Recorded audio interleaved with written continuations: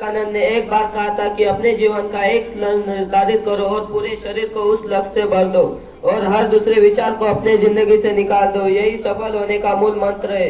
हम में से कोई लोग डॉक्टर एपीजे अब्दुल कलाम को इंस्पिरेशन मानते हैं, लेकिन क्या आपको पता है कि उनके इंस्पिरेशन कौन है? और सिर्फ यही नहीं, निकोला टेस्ला, सुभाष चंद्र बोस, लाल बहादुर शास्त्री और भी कई सारे लेजेंड जिनके इंस्पिरेशन स्वामी विवेकानंद है।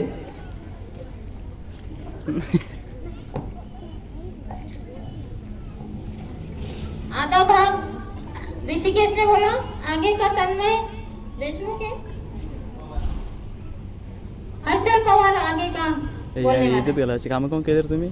एक बार स्वामी विवेकानंद जी को नदी पार करनी थी और वो नदी के पास खड़े थे। तभी एक साधु ने आकर उनसे पूछा, क्या आप ही स्वामी विवेकानंद हो? स्वामी जी ने कहा, हाँ मैं ही स्वामी विवेकानंद हूँ। तभी साधु ने पूछा, स्वामी जी आप यहाँ क्या कर रहे हो?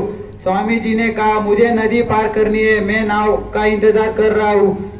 तभी साधु ने कहा, तुम इतने बड़े इंसान हो, कई सारे लोग तुम्हें अपनी प्रेरणा का स्रोत मानते हैं और तुम एक नदी पार नहीं कर सकते। देखो मैं तुम्हें नदी पार करके दिखाता हूँ। और मैं फिर उस साधु ने अपनी पानी पर चलकर नदी पार की और फिर पानी पर चलकर स्वामी विवेकानंद जी के पास आ गया।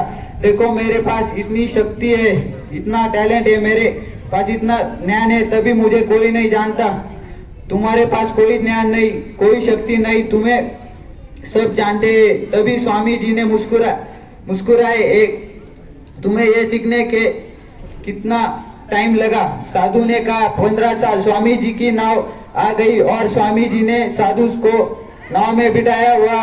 वो दोनों नाव में बैठकर वहां से चल दिए और दोनों ने नाव में बैठकर नदी पार की। और नदी पार करने के बाद वो स्वामी जी ने अपने जेब से 1 रुपया निकाला और उस नाव वाले को दिया। यानी दोनों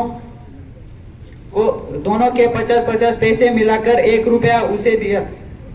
तभी स्वामी जी ने साधु से कहा, जो काम तुम 50 पैसे में कर सकते थे, जिसके लिए तुमने अपने जिंदगी के 15 साल बर्बाद कर दिए और यही 15 साल तुम समाज के भलाई के लिए लगा दे, तो आज तुम्हें भी पूरी दुनिया जानती और मैंने ये किया इसलिए मुझे पूरी दुनिया जानती है और तुम्हें कोई नहीं जानता। स्वामी जी ने साधु